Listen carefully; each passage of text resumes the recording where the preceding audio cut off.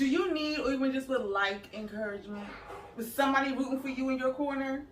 That's what I thought, sis. Well, I'm here to encourage, uplift, talk self-help, and sometimes even fashion, because this is confidence, curvy, and chic.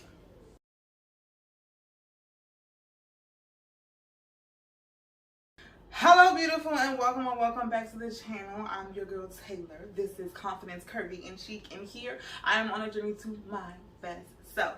Yes, my best self, and what that means is I need to take the love of God and let it manifest and stir some things up on the inside of me so that I can put my best foot forward, my best me. So if that's something you want to tap into, that is something you want to do for yourself, then definitely hit that subscribe button below to join the fam. But wait, there is more. Don't forget that share button as well, because this is for absolutely everybody.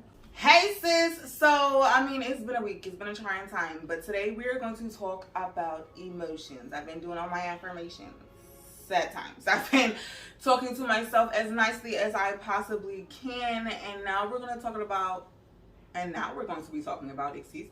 our emotions and how we have to truly try to work through and process through them throughout our day-to-day lives in order to continue on with this journey and to actually progress and move forward, and instead of staying stuck in certain areas simply because you don't know how to handle or work through them. Research, sis.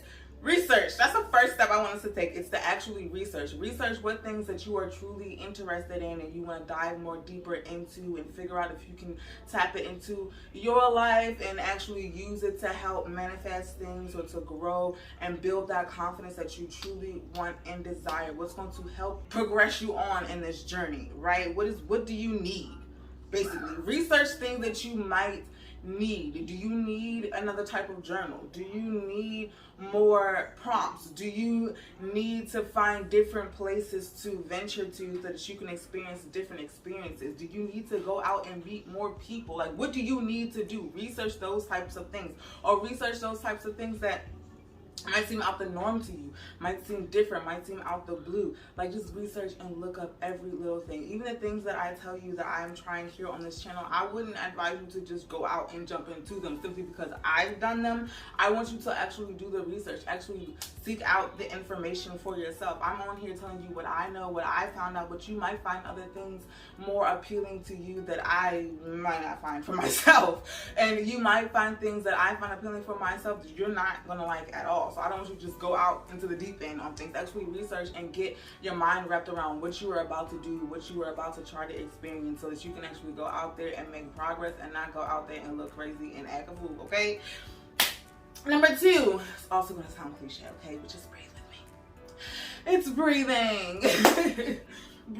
Breathing is number 2, and I'm telling you, it is another hard one. Trust me from experience. Even today, this morning, having to breathe. I will stand there and do the breathing. I will even count at times, but I will still completely do it with an attitude.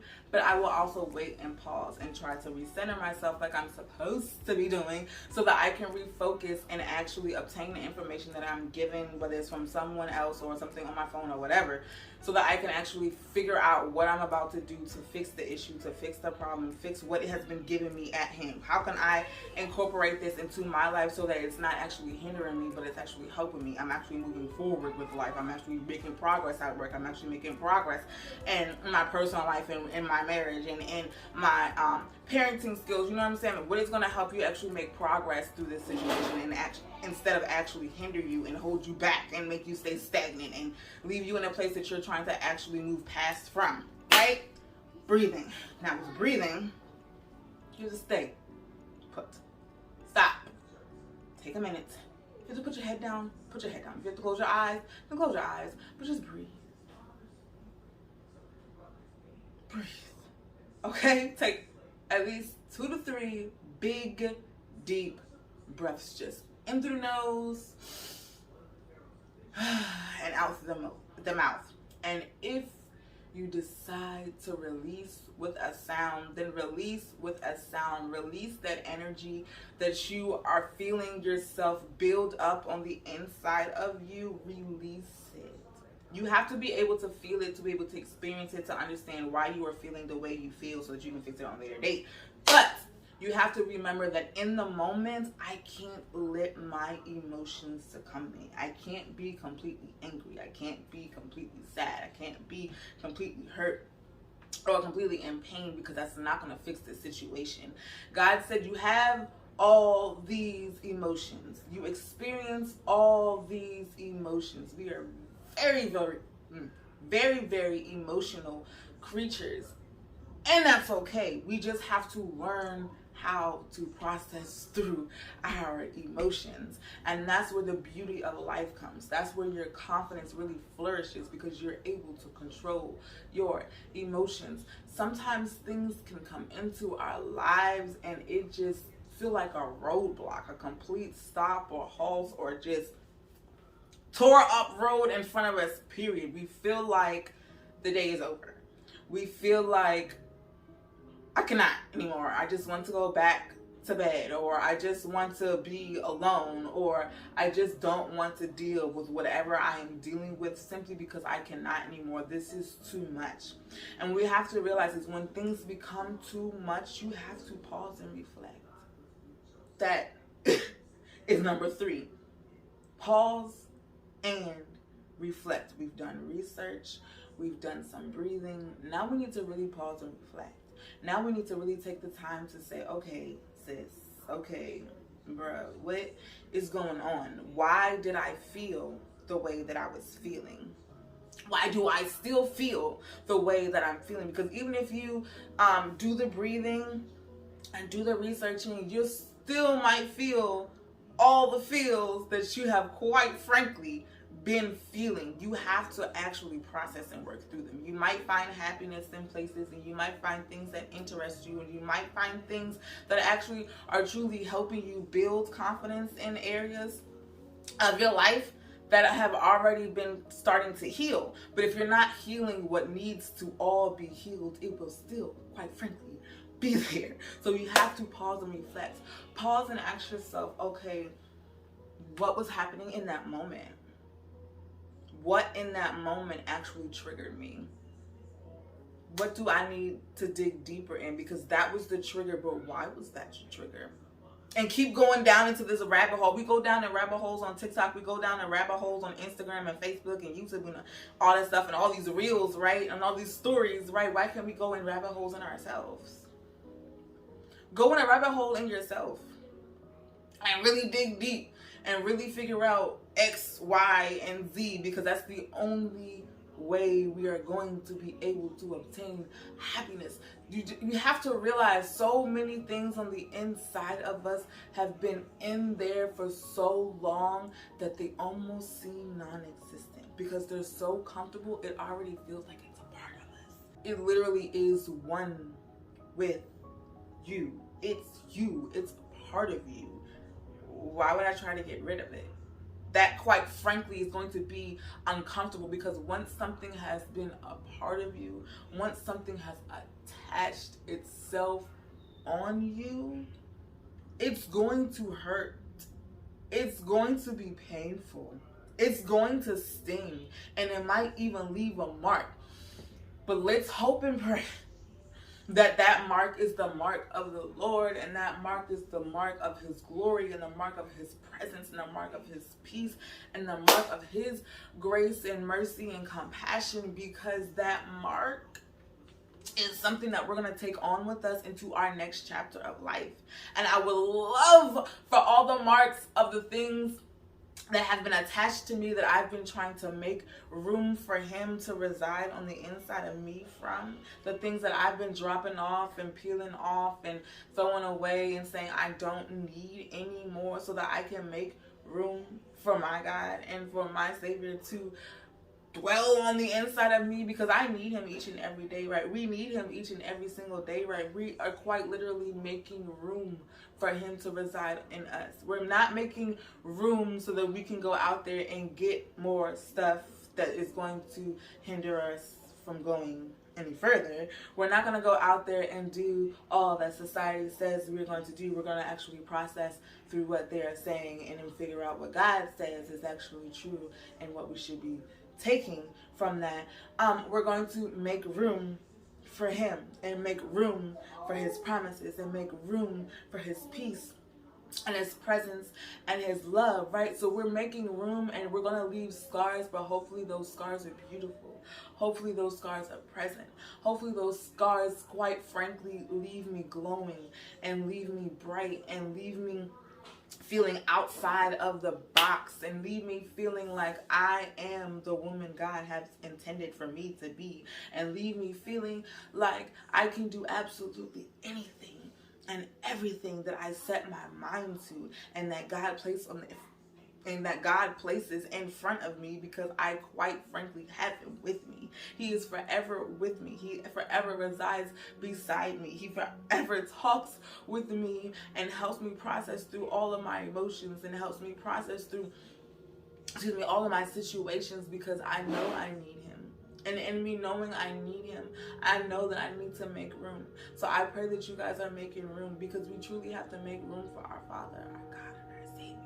He is here for us to obtain. He is here for us to walk with and talk with and to help us through everything that we have coming our way, because he knows all of the things that are coming our way. So then why don't we talk?